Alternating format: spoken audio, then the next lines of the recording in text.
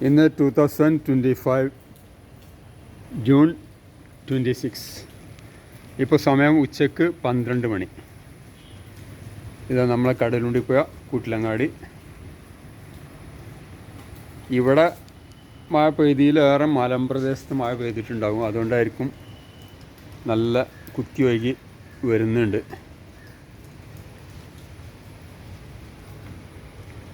കുത്തി ഒലിച്ച് വരുന്നുണ്ട്.